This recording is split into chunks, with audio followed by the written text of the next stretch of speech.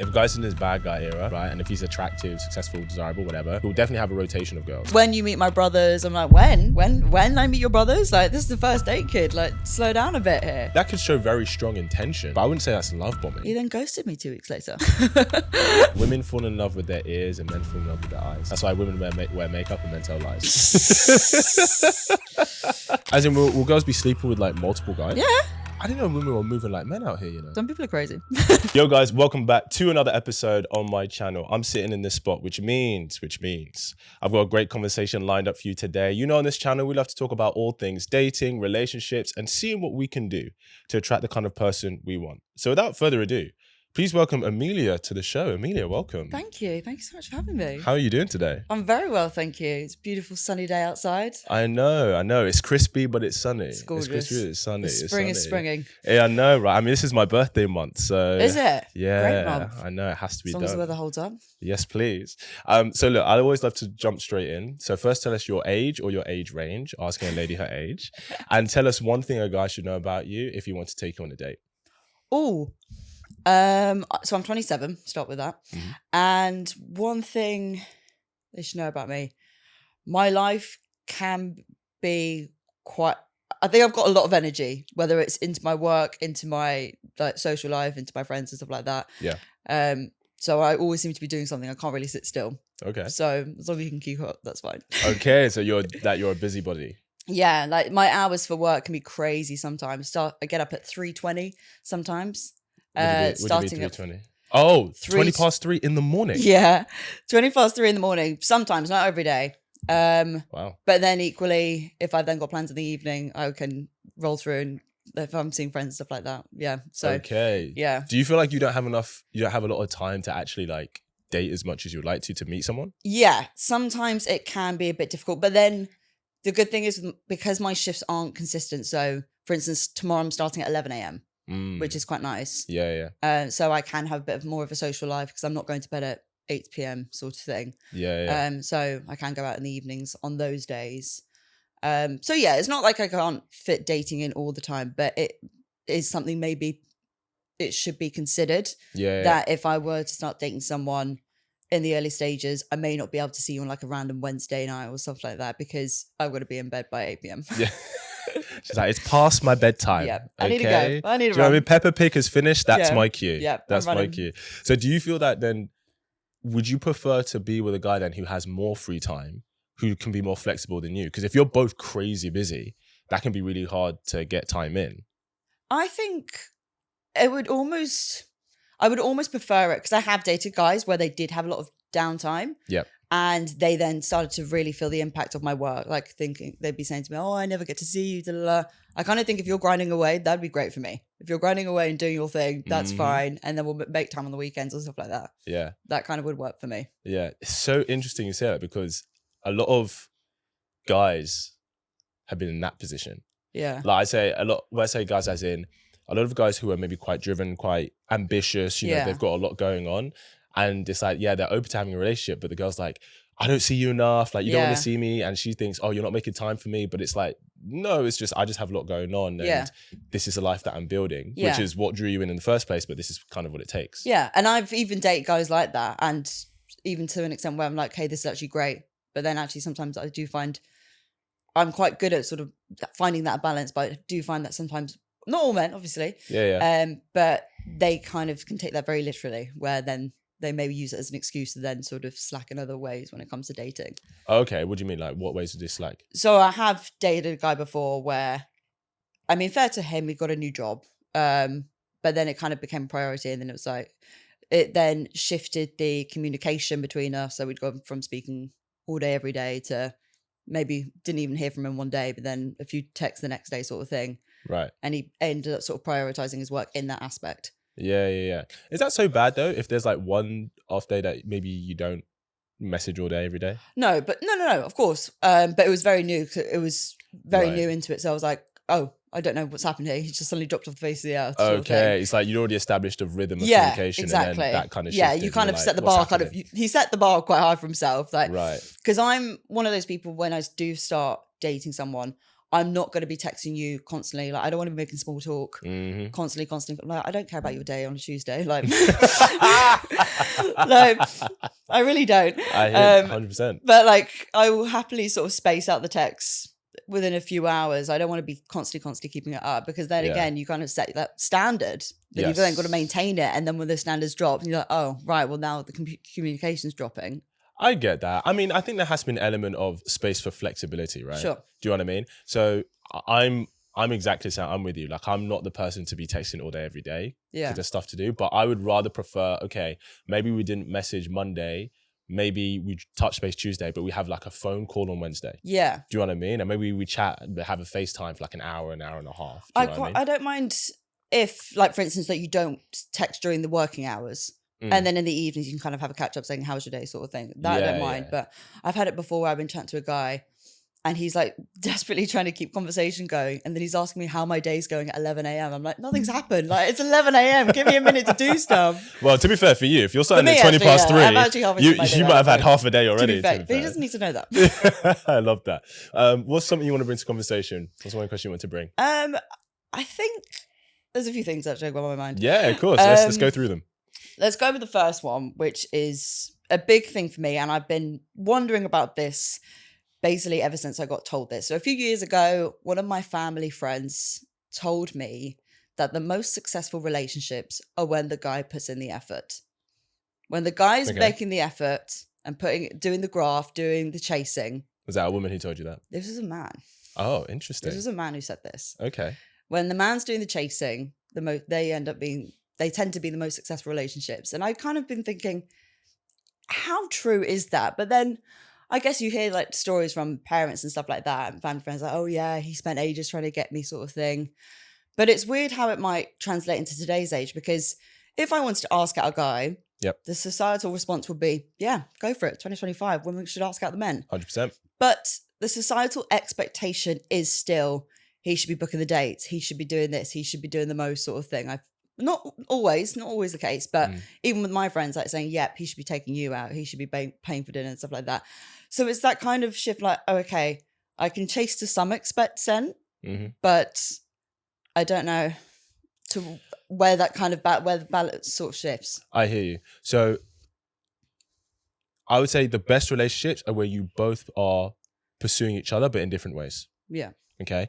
So it's not that you as a woman are just sitting there passive and he's making all the effort, because the truth is, for the quality guys who are looking to have something real, especially if he's a quality guy, he's going to be looking for that reciprocation, right? And he really appreciates the reciprocation. So, and I encourage women, especially nowadays, 100% make that feminine approach. Yeah. Like, if you like have the courage to do that, that's going to set you apart for a lot of women, because the truth is, most people, especially women, are terrified of making the approach. Guys are terrified of doing it too. Guys are terrified of coming across as a creep or like sexually harassing her just because she doesn't find him attractive, or because, you know, she took it the wrong way or something, right? There's some guys who are persistent and don't take no for an answer, but there are a lot of guys where they see two guys make the same approach. One's considered a great approach, one's considered creepy, and the only difference is because she finds one guy attractive and the other one she doesn't. Yeah. Right? So making an approach is great. That's fine. One thing I would say as the woman, I would say it's good to invite him to pursue you. Yeah. Does that make sense? Yeah. So, because the thing is, I guess it depends on the kind of relationship you want. Yeah. Because if you want to be the kind of person where you're kind of more leading the relationship, then you can sit in that role most of the time with whoever it is. Yeah. Do you know what I mean? To be like, okay, well, I've planned this for us, I planned this. But if you want to be more in the feminine role of the relationship, where you want a guy where he's leading, etc., then providing that space for him to lead can really work in your favor. But encouraging to do that, right, really helps. Yeah. Does that make sense? No, that makes perfect sense. Yeah. So I would say there's definitely nothing wrong with like approaching a guy, because I'm gonna be honest, even if you make the approach, most guys just never expect to be approached. Yeah. Because I'm quite good at doing it, like on a night out and stuff like that, or whether it comes to doing the message first. I'm quite pragmatic in that sense, because I lead that busy life where I'm like, right, okay, I know I'm free on Thursday, so why not just ask him, are you free on Thursday, sort of thing. So let me try and squeeze you in, sort of thing. And I don't mind making the step. I don't really get nervous even on nights out sort of thing. Great. Yeah. That's good. I think that's really good. Yeah. Because if I'm just be honest with you, right? The dating landscape, most people are dating or talking to multiple people at the same time. Yeah. But if you're the one making that plan and you're establishing plans with him, as opposed to every other girl who's just like sitting there twiddling their thumbs, waiting for him to make it with her, you're building that connection with him as a more priority as well. Like, and you might be dating other guys, do you know what I mean, as well. Yeah. So, because I've had it before where, I think I was getting to know a few girls, but one was like, she was consistently more, she would message and, we would chat. And because I was open to it, that reciprocation was there. And I just naturally ended up spending more time with her. Yeah. And then naturally, anyone else I was talking to just kind of fell to the wayside. Do you know what I mean? So it really can work in your advantage. Why do you think, because I think a lot of women struggle to do that. Yeah. Why do you think they struggle to do that? What, make the approach? Make the approach to initiate. Why do you think they struggle? I think it's probably just the scared of rejection. Maybe not doing it smoothly. I know a lot of my friends, I'm quite good at sending like texts, whether it's whatever the capacity is, whether it's flirty text or breaking up, like ending things sort of text, or just looking to sort of like start conversation. I'm quite good at sending that text. So a lot of my friends will come to me quick, Amelia, what do I say? Yeah. So I'm quite good at that.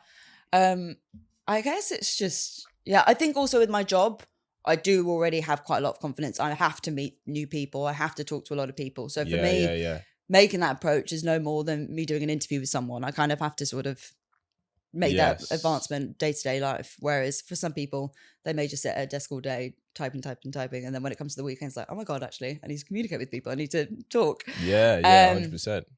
So I think in that sense, for me, I probably come from a different background in that sense, where I probably find the confidence to do that. But I guess it's just a confidence thing, the scared of rejection thing. I think for women, they probably are a bit more scared to put themselves out there. Yeah. Because it's so traditional that the men should make the advancement when it comes to dating sort of thing. So when a woman does put it out, they're like, oh God, I'm never doing that again sort of thing. It's so funny because girls are like, guys should make the approach, but I would never do it. Yeah. And they're like, why don't guys approach? Because it's freaking hard. Yeah. Like, do you know what I mean? So do you ever get scared of rejection yourself? I do to an extent, but then I just kind of, my mum always used to tell me, if it's for you, it won't pass you. And so then I kind of come to realize, I can rationalize things quite quickly. Like, okay, it'll hit me for a bit. As long as there's like a reason as to why they might not reject me. That's the only thing where I can't stand. Where I remember years ago, a guy just didn't want to date me, and I was like, why? Why? Just tell me a reason why. He's like, yeah, you're great, you're pretty, you're this, you're funny, blah blah blah. But I don't want to date you. I'm like, why? Just tell me the reason why, and I can move on. Why do you need to know so badly? It's just like whether it's something I can improve on. If it's something I said, or if there was anything like, so I can kind of rationalize in my head, oh, okay, that's fair enough. Yeah. But when there's, or just even if it just said, I'm just not feeling it, fine, just tell me that sort of thing. But don't list all these reasons why you think I'm great and then go, but I don't want to date you. And I'm like, but girls do that as well, though. True. They'll be like, you're such a great guy, you're really nice, you're going to make a girl so happy that day. True, it is the cliche. It's just not me. I'm just not that girl you're going to make happy. Yeah, it's not you, it's me. That's so funny. Why do you think more women should approach nowadays? Yeah. Yeah. Yeah, I love doing it. I think it's really fun. But I don't play out here. Come on. All right, I see you, Amelia. I see you. Yeah, I mean, it's not necessarily about you have to come out with a line or anything like that. Yeah. It's just trying to find, just coming out with a common interest sort of thing. So move the mic slightly closer to you. You can put it slightly. Yeah. Cool. Okay. I think it's just like weird, like, I think it'd be weird things like point out on a night out, for instance. Like, there was one night I remember, I don't know how, but every bloke I looked at seemed to resemble a footballer. So I was like, you look like Tyrone Mings. And he said like, oh my God, who's that? To be fair, he was American. He had no idea who Tyrone Mings was. Okay, but then the guys around was, oh my God, he does. Blah, blah, blah. And then I got chatting to the other guy actually. But then, but yeah, it's just finding sort of an easy sort of pickup point. Yes. Whether it's like, oh, what's your drink order? If you're at the bar sort of thing, what are you getting? Yeah. It doesn't have to be complicated. weigh into the conversation. 100%. Why do you think, what's your take in terms of, let's say, paying for the first date? See, this is so controversial to me. Not even controversial because I can swing both ways. But I'm like, I'm the woman. I can, it's 2025. We should be equal. But I do quite like it when a guy pays on the first date. Like, of course, shoot me. Like, of course, shoot me. I'm pretty sure 99% of women do. Yeah, no. Yeah, 100%. Yeah, and sometimes I am, but I think it kind of. Obviously, I think later on, if I was to start dating a guy, I think for the first date, I'd be happy if he was to pay. But then when it comes to like dates 2, 3, 4, I'm happy to sort of split it. But it just kind of, especially if a guy wants to take me out, I'm like thinking, yeah, sure. If you want to take me out, then yeah, you can pay. Yeah, 100%. But actually, with most of my dates nowadays, I end up splitting it. Really? Yeah. But then when I tell the girls, they're like, "Oh, you split it?" I was like, "Yeah." And he goes, "Oh, don't know about him." I'm like, to be fair, they don't stick around, so maybe I'm onto something there. No, I think the reason I'm surprised is because I think that because a lot of guys, especially our generation, right? Yeah. Have been raised with equality. We're equal. Yeah. So I don't owe you anything. You don't owe me anything. Yeah. But then at the same time, like you said, guys would be like, go out. And if he doesn't pay, girls are like, what the fuck? Yeah. Do you know what I mean? Yeah. But that's what I mean. Because I completely agree. Like we were raised equal. And I'm like, yeah, I'm a girl. I'll make my bread. Like I should be able to pay for things. Yeah. But then, it depends on what day I'm on. Depends if it's Thursday. I get paid Friday. So it is what it is. So when you tell your girlfriends that you split the bill half the time, right? Did they make a judgment on him because he didn't insist on paying? Yeah. And what's the judgment they make? Just like, what, he's not a real man or what? Yeah. I mean, I've had it before where we were doing like a picnic date and then we went to the shop to buy some wine or something and then I went to pay and he just didn't even offer to then pay for it. And I was like, it was the first day as well. I was like, oh, okay. Okay. Had you got anything already? No. So nope. Because I was picking the wine. I was like, I'll pick the wine out. So I picked it, put it on the table. I was like, hi, can I get this thing? And then he didn't even like take out his card. I was like, oh, okay. Yeah. I hear that. Would that put you off a guy like long term? I mean, yeah, at least offer.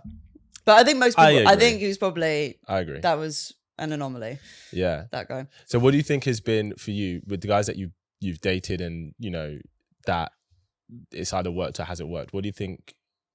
What's been the main thing that you're like, oh, this keeps coming up in terms of why it doesn't like go further with certain people? As in red flags? No, not necessarily red flags, but as in like, you know, is it that you guys date for a couple of months and it just fizzles out, or is it because their communication just drop off straight away, or what happens? Yeah, I think for a lot of the time it is setting that bar too high in terms of wanting to sort of text constantly. Like I find with some guys, they almost love bomb me at the beginning, like shower me with compliments, want to talk all day, and then, as I said, I'm happy not texting all day every day. It works better for me if I'm not. And then when those standards start to drop, when I hear from him less and less and less, that's I'm like, oh, okay, it's starting to shift a bit. Right. Like if you're not going to keep up with your own standards that you set for yourself, don't set them that high. So does it start to drop off like as you're leading up to the first date, like after the first month that you've been dating? To be fair, leading up to the first date, say we met on a dating app, I think I have no problem with that because there's only so much small talk you can carry, like, especially like if you're doing a date like a week in advance or something like that. Yeah. As I say, you don't need to be talking day to day because it's probably, if you're going to be working every day, there's not going to be much change in what you're doing. Yeah. But I think a few dates down the line, that's when it kind of starts to fizzle out. And that's when I'm like, oh, okay, actually. Okay, I'm going to ask you a personal question. Go. Have you slept with them at that point? Have I slept with them at this point? Yeah. Yes. Okay. That's probably why. Okay, right. So is this still the standard then, that if you were to just sleep with them? Because I feel like with some relationship, I feel like I'm in the position like, why maybe this is controversial to say, but Go for it. if you are into a guy, Mm-hmm. you really like them, you are gelling really well. Yep. Should you then have to wait to then sleep with them just because you like them? Because I feel like there are some relationships where you can sleep with a guy and it still does work and you still want to keep up the effort and stuff like that. Yeah. So I'm going to be completely real with you. When you're, as a woman, you are the gatekeeper for physical intimacy, right? The guy's a gatekeeper for commitment and emotional intimacy. That's blown my mind, actually. Yeah. Saying it like that. So what I mean is, usually when a guy and girl have sex, it's because she said yes. But when a guy and girl get into a relationship, into a commitment, it's because he said yes. Yeah. Right? So with that power comes responsibility. And it serves you as the woman to pace the physical side of things because you need to allow the space where he can emotionally connect with you before you like go all the way physically intimate. So the example I always give is this, right? Imagine you want to go to cinema to watch a film. Now, obviously, when you go to cinema to watch a film, usually they show trailers at the beginning, right, of other different films. You watch your film and then you go home. If I ask you, if they showed the trailers of other films after the film that you went to see, would anyone go watch them? Would anyone see these trailers? No. Why not? Well, because the film's done. Exactly. Because what happens is you go to the cinema, you see a trailer of a film that you really like, you go, oh, when that comes out, I'm going to come back and watch it. I'm going to reinvest, right? But of course, people aren't going to stay to watch the trailers of other films once they've already watched the film that they actually want. Yeah. And that's the same with the physical intimacy and the emotional intimacy for a guy. He's going to the cinema to watch this film, to be physically intimate with you. He's taking an interest in you because he's physically attracted to you. But you need to provide the space for him to see the trailers. Because at the moment, you saying, oh, well, we're physically intimate, but now he's like dropping off. He's not emotionally connected to me. I don't know why. Is like the cinema saying, hey, why aren't people staying to watch the trailers of the film after they've watched the film? Yeah. Because this is why, because here's the thing, we are most engaged in the moments prior to getting what we want. So that's why important announcements always happen before the match starts, not after. Yeah. This is why the supporting act always goes on before the main act. Yeah. Right? Because that's when we're the most engaged. So as the woman, when it comes to the physical intimacy side, providing that space is what's going to serve you in terms of his actual commitment and emotional investment in you. Because the thing is, guys, have you ever heard of like post-nut clarity? Yeah. Okay. What do you think that is?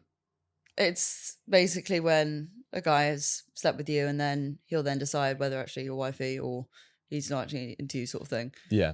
So I call it lust goggles. Right? Lust goggles. You know when we have like beer goggles? Yeah. Right? Lust goggles, right. I call them lust goggles. Yeah. So beer goggles is like, you know, you get drunk, you sleep with someone and then you're sober, but beer goggles come off and you're like, whoa, if I had known, I probably wouldn't have gone there. Yeah. Right? So before a guy is physically intimate with you, he has his lust goggles on. Okay. Once you guys have slept together, the lust goggles come off and he goes, oh, do I like her? Or was I just physically attracted to her? Yeah.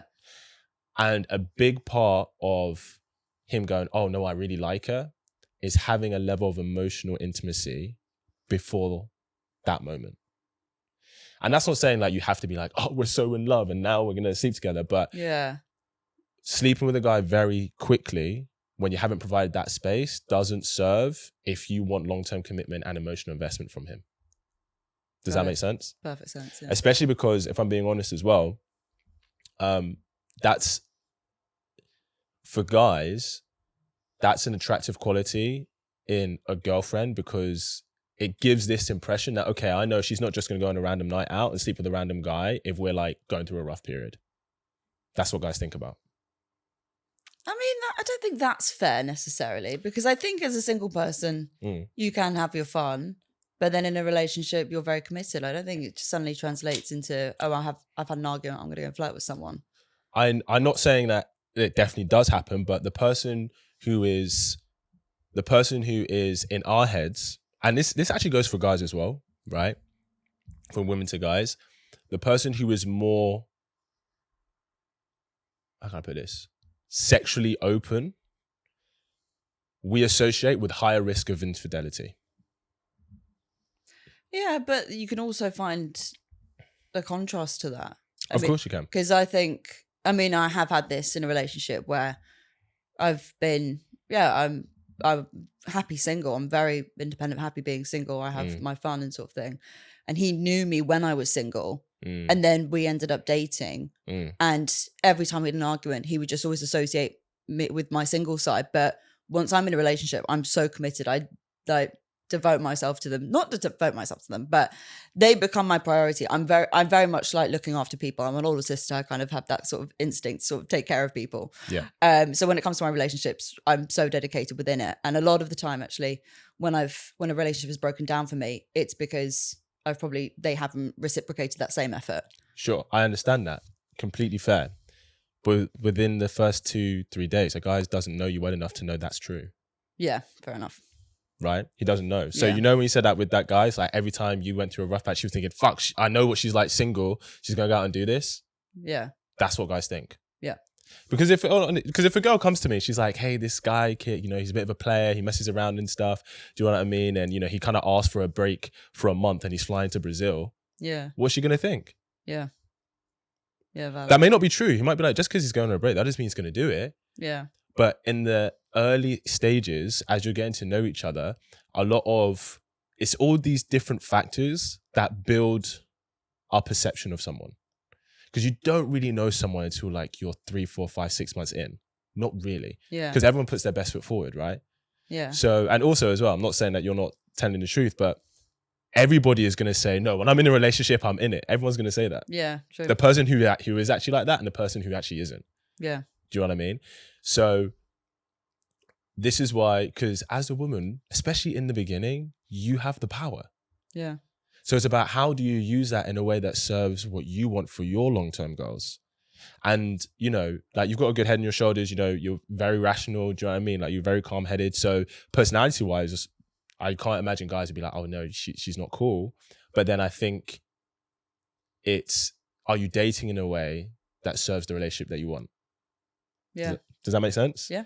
Yeah. And I know sometimes, and I get how that seems difficult to hear because we've grown up in a society of sexual liberalism. Yeah. You can go do what you want, sleep with who you want, all of this stuff. And that's great. Everyone should have the freedom to do whatever it is they want to do.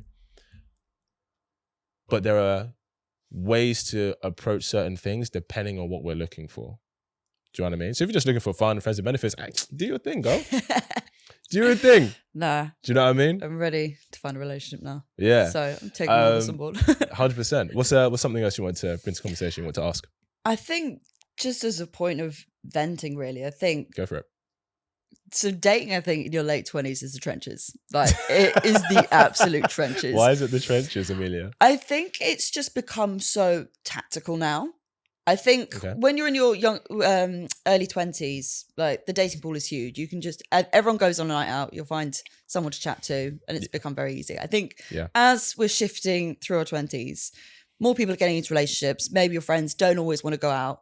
And I'm now finding myself, I'm one of the few single people in my friendship group. So when it comes to me wanting to go on nights out, it's almost become, right, am I going to the right places to try and find people? Because a lot of the time my friends just want to go to the same pub every weekend. Sure. And I'm not going to be meeting the love of my life down the local pub. Yeah.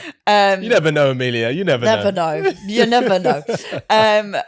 But it's now become a thing like, right, if I think I have one single friend, like, and when we go out, like, right, we've now got to think, where do we want to go where we think there are going to be good looking guys? And I remember we went on one night out to Tooting and I told my friend that and she's like, oh, you're not going to find a boyfriend there. I'm like, why can't I have fun in Tooting? Yeah. Or for instance, she was there, and this same friend was like, have you got a membership to Soho House? You need to try and get to Soho House. I'm like, I'm not this is how I've got to try and find a husband now. I've got to be paying for a membership to Soho House to try and find, that's the only way. Or for instance, when people ask, are you dating anyone? I'm like, no, not at the moment. It's like, are you on the apps? Which apps? I'm on Hinge. She's like, have you got Raya? I'm like, yes, I've got Raya. They're like, right, okay. So they're the two. I'm like, okay, right. So I can't go to the local pub anymore. I've got to go to Soho House and I have to be on Raya and Hinge. And that's apparently the formula to finding a boyfriend. But here I am 2 years later, still single. I hear you. Okay, so I think there's elements of that is true, but I think they're overrepresenting how important it is in terms of finding a partner. Sure. So, one, you can find a good man anywhere. Yeah. Right? You can find a good man anywhere. However, what I'd say is true is that depending on the kind of guy you're looking for, the environment is going to be significant. Yeah. So if someone says to me, okay, I want someone who's really creative, very passionate and, really uses that side of themselves, but you're in corporate and you're not in any creative environments, you're less likely to find any guy who's like that. Sure. So do you go to salsa bars and clubs? Are you going to like, I don't know, cooking classes or, like art workshops, right? Because that's where you're going to find those kind of creative people. Do you go to the theater? Do you know what I mean? Equally, if you're saying, oh, I want a guy who, is incredibly, I don't know, let's say he's incredibly ambitious and he's very successful and, he invests himself in his growth. That's really attracted to me, very masculine leadership qualities. Okay, most of those guys, they're not at clubs Friday, Saturday night. They're working on their business, they're reading, they're investing in their growth. Where are they? They tend to be at members clubs, like Soho House, like Century, like whatever it is, right? So I think the environment does play a part. But generally speaking, if we're talking about just good men, there are good guys everywhere. Yeah. Do you know what I mean? I've heard of rare, but usually, a lot of the time, you're matching with people who don't even live in the country. No. Do you know what I mean? You're matching with people who don't even live in the country. I'm someone who lives in Sydney. I'm like, you're no good to me. No. No. Do you know what I mean? Because I guess it was supposed to be like a app for like celebs or like people in the media and stuff like that, people on the level. Yeah. So I guess there's this expectation of, oh, we can travel internationally. It's fine. Yeah. And then I'd say with the apps, you can meet a great guy on apps. 50, I think it was as of 20, I think it was definitely from COVID, I think 2020, 2021. Like more than 50% of couples nowadays is from online dating. I think it is now the most common way to meet people. It absolutely is. But then this is about, okay, who are the guys you're choosing to go on a date with? And also, is your profile crafted in a way that attracts the kind of man and serious investment you want? Does that make sense? Yeah. Do you know what I mean? It's part of that. But if I'm being honest, like if you're an attractive woman, you're going to get loads of matches. So it's just about recognizing the difference between sexual attention and romantic intention. Sure. So recognize the difference between, oh, is this guy just trying to have fun? Yeah. Or is he actually open to investing in building something? Yeah. Do you know what I mean? Yeah. Because I said, what with your one other single friend, what has she found in her experience? Well, she's only become single like in the last few months, so she's only downloaded Hinge for the first time this week. To be fair, I do have another single friend, but she lives in Australia, so her dating life is just chaotic. Okay. She's just chaos. Right. So for her, with this other single friend, she's still finding her feet when it comes to dating sort of thing.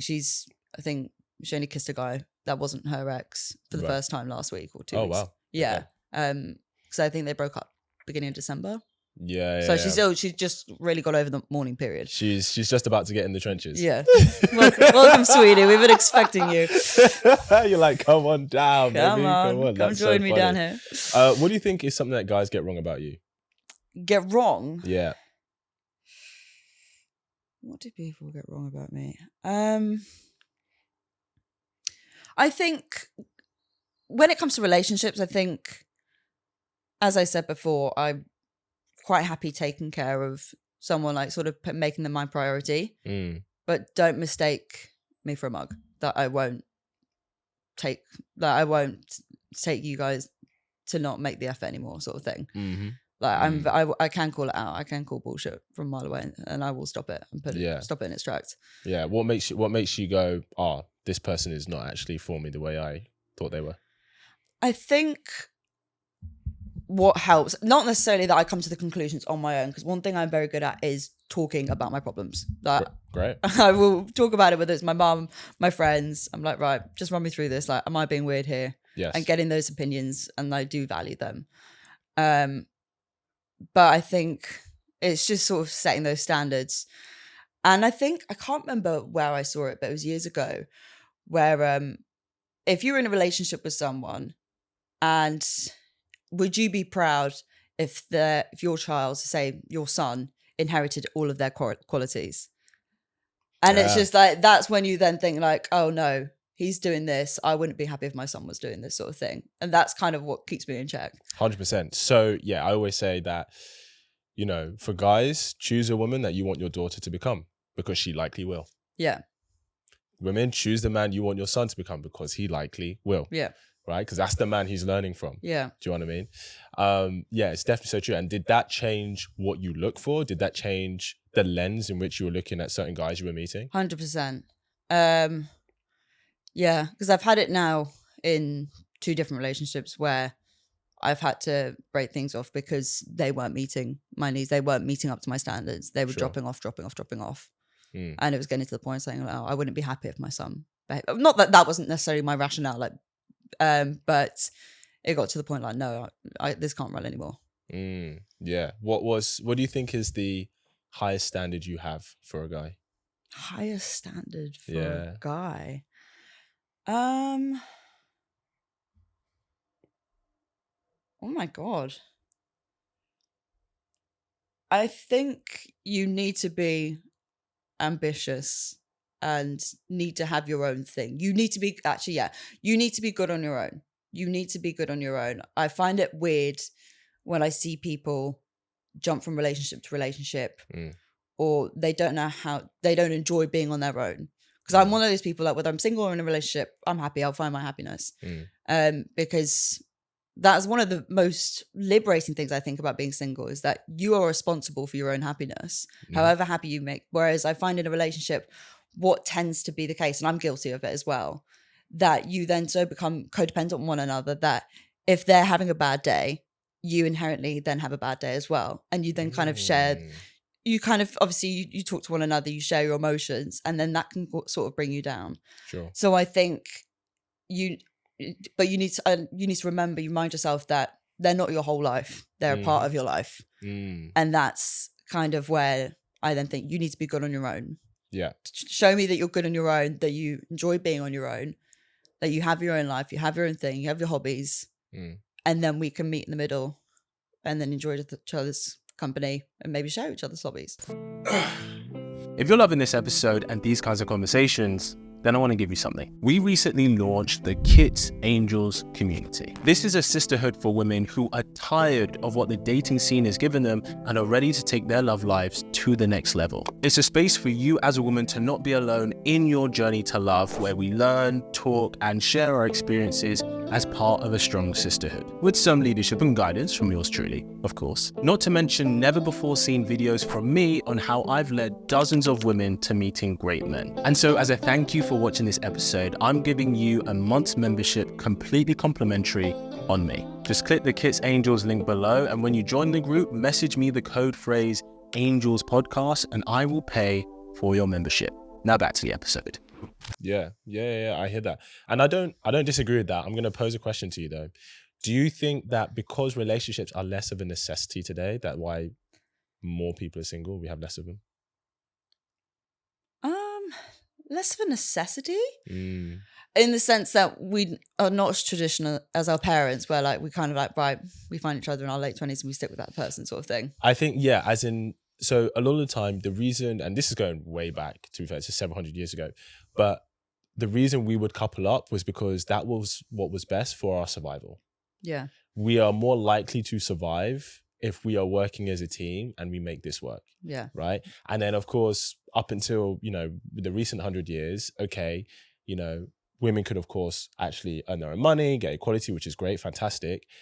But there was still an element of social expectation, or like social, like if you were single after a certain point, if you hadn't, you know, built a family, started contributing to the community, you would really feel that you weren't part of the community and society, right? Which I'm not saying that's a good thing, but that would encourage people to be like, okay, we have to make this work. Yeah. Right. Also, including, you know, introducing divorce. Yeah. Right. I'm not necessarily saying that divorce shouldn't be a thing, but a lot of why a lot of marriages worked before was because divorce wasn't a thing. So I was like, look, you're stuck with me. Yeah. And I'm stuck with you. We've got 50, 60 years together. Yeah. Right. So we might be having these issues now, but we need to come to a point where we can make this work. And I Yeah. think that because it's so easy, because it's so easy to leave, and because it's so easy to, so when I say survive, not you shouldn't be able to survive on your own, but that's the word I'm looking for. I'm going to say survive on your own, be content on your own, because it's so easy to operate on a more individualistic nature today. I think that de-incentivizes people to challenge themselves to make a relationship work. Sure. Does that make sense? Yeah. So it's almost like, because you're right, it's like, okay, well, if this isn't working for me right now, why should I stay? Yeah. Why should I stay? Yeah. But then if someone says, hey, if you don't make this work, like that's it for you, both people would show up being like, okay, Yeah. let's do this. I think as a society, we have become a lot more judgmental and a lot picky, a lot more picky. Yeah. So, I think guys are less picky though. Yeah. I think women have become more picky. Yeah. Because we're all empowered now. We're like, yeah, we're not taking any shit. Yeah. We've become so empowered, I think, in that sense. But I think because you've elevated yourselves. Yeah. And women are, do you know what I mean if I say they're hypergamous? No. You've ever heard hypergamy? So hypergamy means that you want someone on your level or above you. Right? So, you know, like you said, you're quite a career-driven person. You're quite ambitious. You've got stuff going on. You're like, you want a guy who's also like that. Yeah. Or more. Yeah. Right? So generally speaking, women want to date and mate across hierarchies, dominance hierarchies, right? But guys, we can mate across and down. Like if I'm, you know, if I'm earning 150K a year, but you work at McDonald's, that's okay. Yeah. I don't mind that. Yeah. Right? Because we look for other things. Sure. But if you're a woman and you're earning 150K, you've got stuff going on, and a guy's just working part-time at Asda, you're gonna be like, that's not the match for me. Yeah.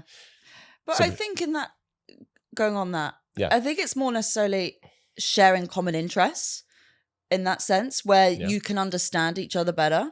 Mhm. So for instance, for me, like if you did have that drive, then you'd understand my drive and you're not going to then feel insecure when I'm out working sort of thing. Because I have had that before. Or in another aspect, for me, I would say I would want to date someone that's into their fitness. Yep. Not because I care physically necessarily, Mhm. but it's more that, okay, because I go to the gym, I run and stuff like that. You understand my discipline. You understand why I want to eat healthy and I don't want to get Domino's and stuff like that. You find that common ground. Yeah. And I find that then works in your relationship. I get you. I don't disagree with you. But he can understand that, but not have those qualities within himself. Sure. So he can understand, like, because there are people who are in relationships where one person's vegetarian, one person's a meat eater. So the person who's a meat eater can understand why they're vegetarian, but that doesn't mean they're now going to be a vegetarian. Yeah. Right? So he can understand those things about you, but just not have those qualities in himself. Would you still be drawn to him? I think not eating meat is a difference between being ambitious, though. I think because I don't eat meat, but it's like, but no one's had a problem with it. It's like, okay, Sam, he just gets a steak and I don't. Sure, but the reason I'm saying that is because the guy who's really ambitious, right? That's not a requirement in the woman he chooses to be ambitious like him. Sure. Okay. Does that make sense? Yeah. So that's why I'm asking, if he can understand those qualities about you but doesn't have those qualities, would you still be drawn to that guy? Yeah. I'm not Okay, gonna cool. say no, you're not as driven as me. You're out. Psych. That's Get out. it. Cut. You're cut. You're gone. Yeah. What's another question you wanted to bring to conversation? We kind of touched upon it a bit, Mhm. but love bombing. Oh yeah. Yeah. I really learned how common that is in the past few years. Like I really didn't realize, like guys would say like, I love you. Yeah. Like how quick? Yeah. Like how quick? Like within the first 2 weeks or what? Oh, okay, I've not had that. Well, no. Not the first 2 weeks, no. It's just more, it comes in different capacities. I think it comes like the over complimenting, like, oh yeah. Because I've had it before on a first date where the guy has sort of said to me, oh, this was first date, by the way. The guy was like, oh, talking about our mums. And he'd be like, yeah, I'm great with mums. And I'm like, on a first date, you don't need to be saying that. And he's like, how great are you? Yeah. And he's like, when you meet my brothers. I'm like, when? when I meet your brothers, like, this is the first date, kid. Like, slow down a bit here. Okay. Does that count as love bombing though? I think to an extent, because then you're kind of you're giving off the impression that you are inviting them into a relationship. I mean, that could show very strong intention, but I wouldn't say that's love bombing. He then ghosted me 2 weeks later. Sure, that could show a lack of intention, which that doesn't make okay, but that's not love bombing though. Love bombing is when they say I love you, and it feels like, well, I just met right. you. Well, I hence the term love bombing. Oh, okay. Well, I understood it in a different capacity where it was just more like showing way too much interest sort of thing at the beginning, where you're overcompensating. Is that what girls call love bombing? I would say, yeah. Half of y'all are liars, boy. That's not love bombing. Yeah, I don't think I think that's quite extreme for love bombing. When you say you weren't. But that's huge though. Like to say someone love bombed me, that's like you're saying that person said they love me. Not that this person was like really complimentary. So okay, right. I don't understand love bombing as them saying I love you. Like, but why? No, I can understand. Valid, very valid, very valid. But in the sense that it's just more their behaviours and stuff like that kind of attribute that they're going to fall in love with you, sort of thing. Rather than I think that's interpretation. Rather than explicitly saying I love you, it's more their actions and their words and other ways, insinuate that they are going to be falling in love with you, sort of thing. But okay, so let's take the guy you talked about, right? Yeah. Where you went on the first day and he was just like, Amelia, I think you're gorgeous. I think you're amazing. Like, I can't wait for you to like meet my family, my son, my dog. You're like, wait, your son? You have a son? Yeah. He's just showing he's just showing that he's very intentional, right? That's what it sounds like. That he's like very much decided that you're the person I want. Now, of course, that can be a bit much because you're like, whoa, we just met. Yeah. You don't even know me. Yeah. Right? 100%. I wouldn't say that's love bombing though. Would you not? No. Because would him saying all those things, would you say that's him saying, I'm going to fall in love with you? No, but it's just kind of like, why'd you put it out there if you're not going to mean it? I agree. I mean, like, if he was... Just be straight. Just be real. Like, you didn't need to say those things. I still liked you. I don't like you anymore because you said those things. Sure. I think there's two things there, to be fair. I think three things. One, sometimes guys can just say that to be misleading. I do think that's less of the occasions than women think. I think what can happen, and guys and girls do this to each other, is they project. Right? Sure. As in, because when we don't know someone, right, subconsciously, all the blanks we don't know about them, we fill them with the best case scenario. Yeah. Do you know what I mean? Yeah. So like a lot of time, like guys will do this. They'll be like, okay, seen her, she's cool, she's fun, she's gorgeous, all of this stuff. I'm assuming that her house, if I ever went to her house, it's neat, it's tidy, she's got her food in the kitchen here, she's got her game plan here. And then he goes there and it's like a pigsty. Yeah. He's like, oh, okay. And then it's so weird because he's already subconsciously, but I'm just using that as an example. Sure. Because he's projected a fantasy of who you are. Yeah. That's actually what he's falling in love with. He didn't say love, but that's what he's actually, that's who he's talking to. And girls do the exact same thing. Oh yeah, for sure. Do you know what I mean? Yeah. Where like, she'll fill in the blanks of this guy who seems amazing and stuff. But I think the difference is, and you tell me, I think it's harder for women to find guys they want to be with. Do you think? Than girls. Let me ask you this. How true do you think this is? When a woman starts dating a man, she's putting him at 100. And then as she gets to know him, the tally comes down. Yes. 99, 98. But then when a man starts dating a woman, he starts at 0. Yep. And then slowly builds her up and up and up. So the longer they date, he's starting to fall more and more in love with her. But then the longer they date, she's starting to find more and more faults within him. Yeah. So her starting at 100 is her projecting. Sure. Because they should both start at 0 because you don't know each other. And that is one thing I'm actually consciously trying to do now whilst dating. Yeah. It's because I do it before. Where again, it's so right, where you start filling in the blanks like, yeah, but he's like this, la la la. Mm-hmm. But I'm like, actually, no, do not. He's doing the bare minimum. Just read the bare minimum for now. Yeah, like you don't know him. But I think because of that, women actually project more. Because I've had girls say like within the first 2 dates, they're like, I knew I wanted to be in a relationship with him. I'm like, how? Yeah. How? Yeah. You don't even know him. Yeah. You have no idea who he is. Yeah. He could be a psychopath. Yeah. But because he I've done looks it good, before. I'm like, Mum, get ready to buy a hat. We're getting married. What is that about? What? What is that about? Buying Like a hat. buying a hat. What is that about in terms of like meeting a guy in the first date or so? Because it was funny. Like I had a guest on the show. She was like, I knew within the first date I wanted to be in a relationship with him, but I didn't know if I wanted to sleep with him. And I was like, how? Run me through that. How does that make sense? How does that make sense? Anyway, Yeah. what is that about? I think we kind of inspire. It inspires that romantic optimism, doesn't it? When you're Okay. going through it, like it's just like because I had it before where I was like, yeah, happy on my own, don't need a man, and then I started dating someone. I'm like, Mum, I'm in love.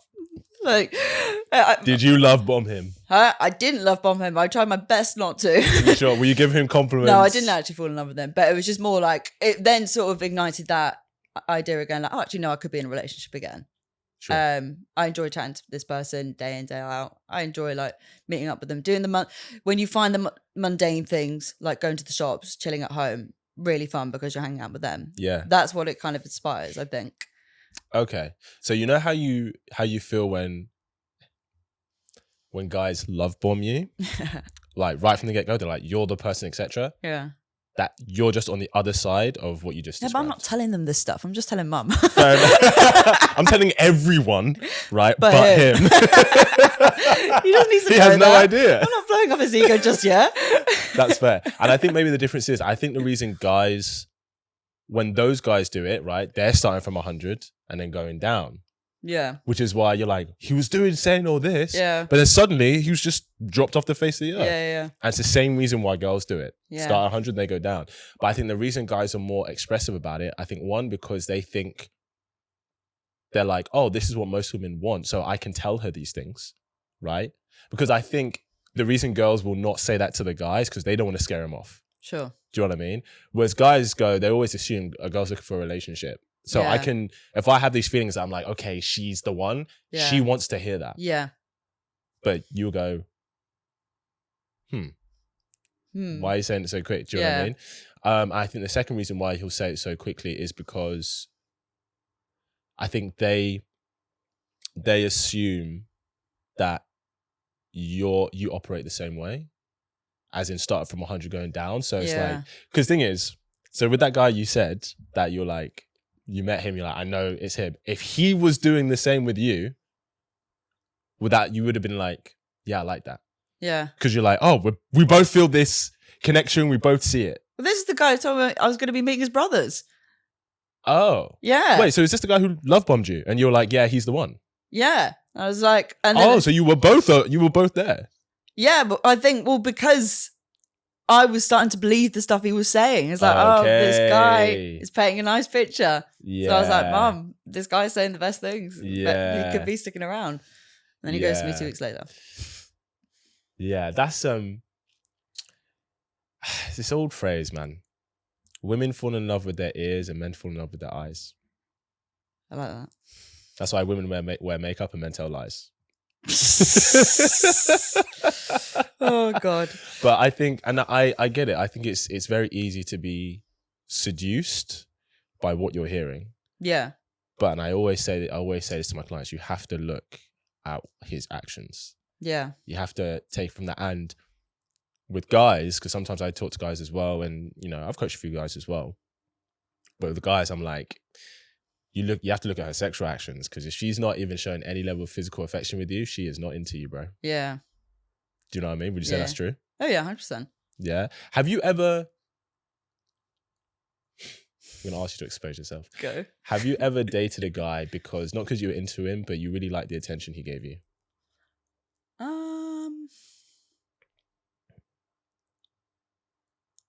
Maybe, yeah. Mm. That was when I was in a very selfish era. How long ago was that? She's like 2 months ago? Last week. 6 months ago?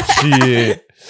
I think it was more maybe, this is bad to say, maybe it's more of a power play in the sense that I prefer to be in control of the situation. I don't. And if they're kind of give me what I like and stuff like that. But I know I'm not going to stick around or, Mm-hmm.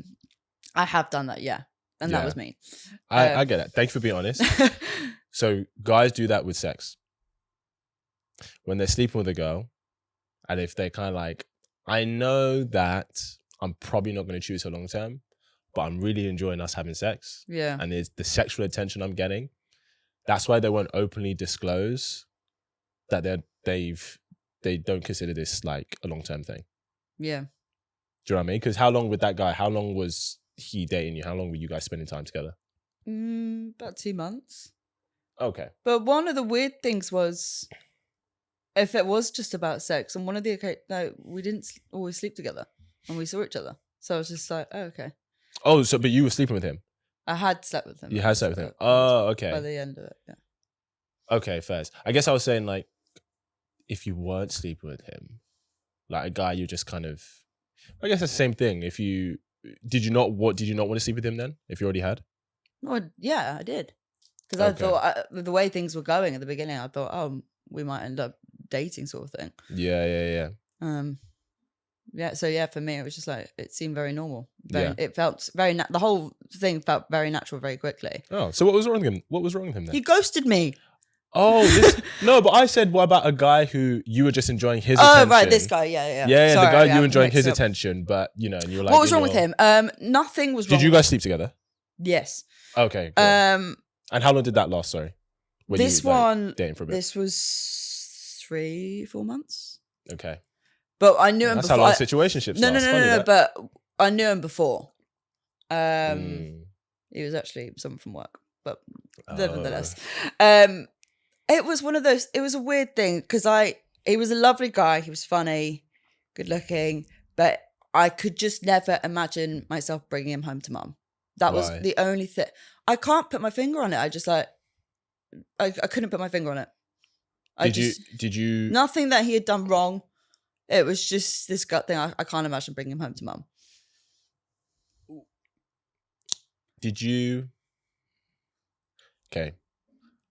Did you respect him? And when I say did you respect him, not that did you have respect for him as a human being, but did you respect him as in I can look at him and go, that's my man? I did, but probably not enough. Okay. But again, it was nothing. I think probably the problem was because of the dynamic of the situation. Go on. It was, because we'd worked together. Right. It made it a bit more difficult because we'd still go on work nights out and stuff like that. And I wasn't sure where. I just, yeah. Did you I didn't want to shift the dynamic at work too much. So I think for me, I was just kind of like, right. Keep your guard up a bit. Don't allow this guy. Was he trying to be, did it feel clingy at any point, him to you? Not clingy, no. But I did notice him maybe start to like me more than I like him.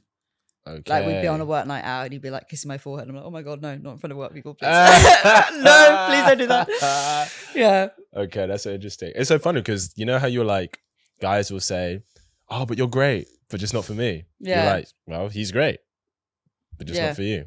Yeah, but that was my mean era. I'm now in my wholesome era. Yeah. How long did your mean era last? About a year. About a year? That's actually not that long. Yeah. It was after I came out of a long-term relationship, 4.5 years. Oh, wow. Okay. And the way it broke up was really tough. Right. Not just in the circumstances of the relationship, but other things going on in my life. And yeah, it was really tough. And I think after that, I was just kind of like, F this, like I'm going mad. Yeah. Like I've done 4.5 years with this guy, and for it to end as badly as it did, Right. I was like, I'm just being selfish now. Yeah. But then I got into another relationship. And then when I came out that relationship, I was like, well, I've done my wild, evil era. I don't need to do that anymore. So I've actually, like, for the last 2 years, I've been single. I've thoroughly enjoyed it because I'm like, yeah, I'm chilling. I'm just chilling sort of thing. Yeah. And like, I really didn't care about getting into a relationship. It's only recently now when I started dating someone, and as I said before, it inspired that romantic optimism again, where I'm like, actually, maybe I do want a relationship. Yeah. Maybe I am ready to go forth and multiply. Listen, man, I think the connections we have in life is what enriches life. Sure. You know, I think when people on their deathbed, they're never saying, I regret not getting that promotion or earning that much money. They're like, I regret not spending more time with the people I love, you know, and making time for that. Okay. And I will do the same. What does a bad girl era look like? And I'll tell you what a bad guy era looks like. I'll spill all the secrets in the tea. But ladies first. No judgment. Bad girl, yeah. No judgment. I don't want to expose myself too much. It doesn't. Okay, we can say it doesn't have to be what you did, but like if a girl's like, I'm in my bad girl era, you're like, okay, I know she's doing this. I think just kind of doing things without thinking about the consequences. Like, whether it's like leading a guy on, or we want details, Amelia. Explain each thing, because I'm gonna do the same for you, right? I'm gonna give you the tea. Yeah, I mean, I'd say in that era, I was probably leading people on. I was thinking quite selfishly, like, oh, I don't care really. Okay, how many guys would a girl be leading on, and what are you leading them on for?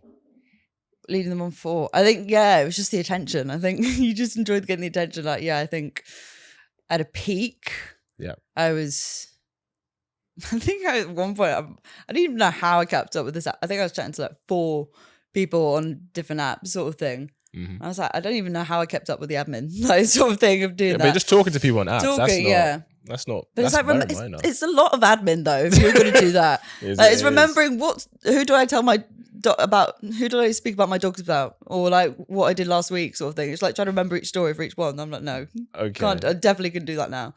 Okay, that's not a bad girl era. Most people just do that anyway. Do you think? Yeah, people talk to multiple people on that apps all the time. I think, but to what extent? There's like saying hi. But were they like, or like sending you gifts? Were they taking you out? And was that? I think the intention was for them to take me out. Yeah. But you didn't follow through with that. I probably did in some aspect. Okay. With some of them. That's leading someone on. Yeah. We want the tea, Amelia. We want it because when I tell you how guys operate in that bad guy era, you're gonna be like, okay, shit. Right. Give me an example. Maybe I'll lead off that then. Okay, fine. Okay, so one, if a guy's in his bad guy era, right, and if he's attractive, successful, desirable, whatever, he'll definitely have a rotation of girls. Yeah. Right? Anywhere between 3 to 5. 3 to 5? Yeah. Again, the admin. How? But it's not that much admin, because his communication will be very low level with most of them. Right. Right? Now, and I've actually exposed this on a different someone else's channel, but I'm going to put it like this. Imagine you've got girl 1, 2, 3, and then 4. Okay? Girl 1 is his favorite. He's kind of dating her. Maybe it goes somewhere serious, maybe it won't. Right? Girl 2 is like, okay, that's who he calls when girl 1 isn't free. Right? Girl 3 is like a sexual option that he doesn't want to lose, but he's not prioritizing her. Right? So he will touch base and reconnect physically with her to keep her around. Yeah. Yeah. And also with that girl, he kind of knows, I'm just telling this bad guy era, he knows that out of all the guys she'd ever be talking to, he's top dog. Right. Which is why she sticks around with such little investment. Girl 4 is who he's talking to, but she's in reserve. So this is girl 4 is like, she's on the bench. She's on the bench, right? And this is a girl where it seems like they'll just be pen pals. She's like, why is he not meeting up with me? Well, because he's already got a rotation of other girls. And it's like, if one of his favorites drops off, or because, she starts to get feelings, she wants commitment, he's like, okay, I have to call it quits. Then he'll start he'll put you in the game. Because I was literally about to say, why do men love a pen pal? Why do men love a pen pal? Now you know. Now I know. It's not that guys just love talking. It's just because if he has a rotation of women, the girl who's the pen pal, she's in reserve. And he's like, okay, maybe she's really attractive, but maybe he just doesn't have the time to slot her in right now. Not making the first team. Do you know what I mean? Well, it's not even that. Wow, guys, I'm really spilling the tea, but this is why we're here, right? If she is like really, really attractive, he might start prioritizing her, and then girl 1 or 2 will start to feel his investment in them go down. Right. Does that make sense? Yeah. This is if he's not looking for anything serious. The other thing I would say is guys know there's a time span. Sure. So he knows that, like, if you're seeing each other, wow, I'm really giving the game away. Is what it is. Spill Ladies, it. no, this is why I'm here. I'm here to Spill tell you it. how guys do it. Okay, if there's a girl that he's been seeing on average once a week and he doesn't want a commitment, he will start to ice it once he starts to feel that she's getting a bit too close. Yeah. Because he's like, he doesn't want her, because he knows there's going to be a point where she's going to want something more. Yeah. And he doesn't want that, right? Yeah. So there'll be a point where he'll start to slowly just pull back a little bit so she doesn't get too close to ask for commitment, because he knows the moment she starts demanding for that, it has to end. Yeah. And that's the whole, I'm just not looking for anything serious. Right? Yeah. She's like, what the fuck? We've been sleeping with each other for like 3 or 4 months. Yeah. Do you know what I mean? No, I know exactly what you mean. And then this is how, but you know how I said girl 3? Yeah. Who he'll see maybe once every couple of months? This is how girls are in situationships for like 1, 2, 3, 4 years. Because she really wants him, and she's like, okay, cool, I'm done with him. Yeah. And then he texts her being like, hey, what are you up to tomorrow night? Yeah. And she's like, okay, let me go. Right? Now, because ultimately she's invested and her energy's there, that makes it really difficult for her to be open to connection with a guy who will actually give her what she wants. Yeah. So she's in a situation where she's not open to connecting with another guy. And it's not just about connecting, but she won't see any other guy as, she'll find excuses and reasons why to not date other guys. As in, she may go on dates with 2 or 3 other guys, but she'll find something wrong with him. Yeah. Because ultimately the guy that she wants She's still is got over him in the back here. of mind, yeah. Right? And because they still keep on reconnecting intermittently, that's enough to give her hope that maybe something will happen. And that's how they stay in a situationship, or she stays in a situationship with him for eons. Yeah. Because sometimes like women who I coach, they're like, yeah, I've been in this situationship for like 3 years. 3 years? That's outrageous. People have gotten married in that time. You haven't even got a commitment yet. Yeah. Do you That's know what I mean? outrageous. 3 years. Okay, so that's some hard tea. So give me some hard tea for the gents who are watching. Then wrap up. Oh my God. And this isn't saying that by the way, this isn't saying what I've done, by the way. I'm saying I just know guys. I know guys. Not me personally, but Not me personally, but I'm just saying. No, I'm always very transparent. the tea. What's the worst things that like a girl will do with like guys? The worst thing? Yeah. Because I think what I just said, I think that's pretty bad what guys do. I When they think do women like could that. do the same. But do they do it with sex though? Because for guys, it's I about think sex. Some people do, yeah.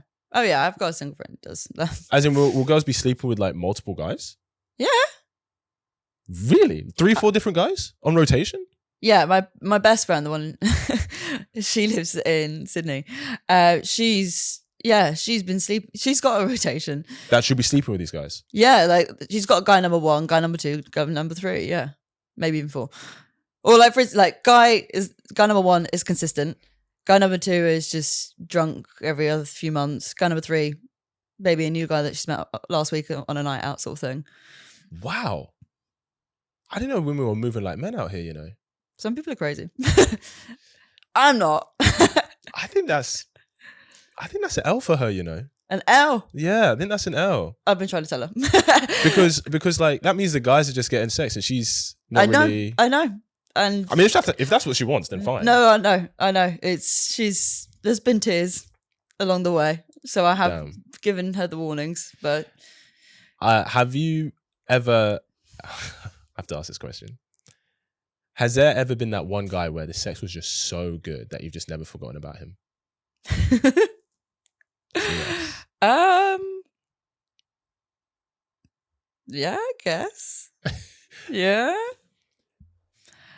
That's it. There's no follow-up. There's no follow-up question to that. No. Yep. I mean, I think, yeah. I think not necessarily the actual physical act of it, but it's maybe the emotional connection that you have during it. It's the like, intensity. Yeah, like the bed cam that you have. It's like, well, you remember the intensity. Like that's what I think can stick with me. Yeah. Rather than like him switching positions sort of thing. Yeah, of course. Yeah. When you kind of like almost mold into one another and it's like, whoa, that was good. Yeah. That's what sticks with me probably.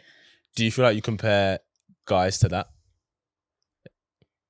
When you're physically intimate with them, being like, how close was it to? Can I accept this? Yeah. I think, going forward, I think if it comes to it being a relationship, that will come, that kind of intense bedcam sort of thing. I don't think you should bank on that. Really? Yeah. And the reason I say that is because, one, everyone's different. True. But if you're getting into the relationship where you're like, okay, physically, it's going to get to that point and it doesn't, 9 times out of 10 it won't, because people are different. Do you know what I mean? It can be as good for different reasons though. Yeah. But it may not be the same ecstasy. That's maybe sad. But the thing is, you get sex and relationships. Well, you can have great sex for sure. Still, you'll have great sex, but it may not be. And the reason I ask that is because there's a term that guys will use with women where they're, she's been quote unquote alpha widowed. Do you know what that is? No. Sounds scary. Yeah. It's basically when she's been with a quote unquote alpha, right? In terms of his physical sexual prowess, in terms of how he made her feel, the intensity. And because no guy ever matches up to that in terms of the physical ecstasy, she always feels like she's settling. Whoa. Does that make sense? Yeah. Is that true? I mean, maybe. I mean, I don't know.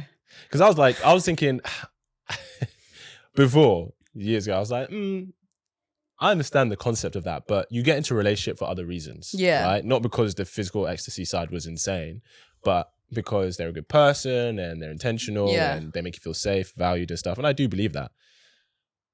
But I'm going to out myself here. I've had one girl who I had fun with. And we had really great fun. But only for the same things. She got into a relationship, really nice, like just your real nice guy. Yeah. Right? Very nice, very reliable, very consistent. And it was like 2 years in and she messaged me being like, I was remembering about that one time whatever. And I'm like, wow. Wow. I'm like, wow. And that's when I was like, oh shit. Yeah. That's the thing. That was the first time I was like. To be fair, actually, I remember I had really good, like, bedcam, I keep calling it, with one guy from years ago. And then he was the first guy I hit up after a relationship. But it was a really random one. Do you know what's really It's funny? not that he was like the guy that my ex-boyfriend was worried about. He was like from years before. Should have been. No, should have been. Do you know what's really funny? Okay. Wow, I'm giving all the tea away. Yeah, as we should. So, guys know that. As in, the guy who rocked your world, he knows. He knows. And what I mean is this. Guys know, if I rock your world so good, it will almost never be off the table. Yeah. They know. So that's why, like, when a guy comes in... But does it not go the other way? Will a guy not have that for a female? Like... Not as much, because it is way easier to sexually satisfy men. A lot of women will be sleeping with guys and they're not satisfied. Yeah. So if you find a guy who really satisfies you, you're like, whoa, okay. I have to hold on to him to some capacity. Yeah. Like, I'm never losing his number. Yeah, that's so true. Right? But for guys, it's like, there are girls who are like, wow, she was amazing. And it can happen, but it's just less so because 9 times out of 10, guys are satisfied from sex. Yeah. It happens less where guys are having sex and they're not satisfied to some degree. Yeah. But that happens a lot for women. Yeah. So I hear. So yeah. Do you know what I mean? Listen, we're going to wrap it there. It's been fun. If people want to find you and follow what you do, where can they find you? On Instagram, really. Yeah, what's your Instagram? Amelia, with an extra A on the end, Beltrao. That's BELTRAO. Okay, cool. And listen, guys, if you want to spit on the first date or you know how to rock a world, You know where she is. You know where she is.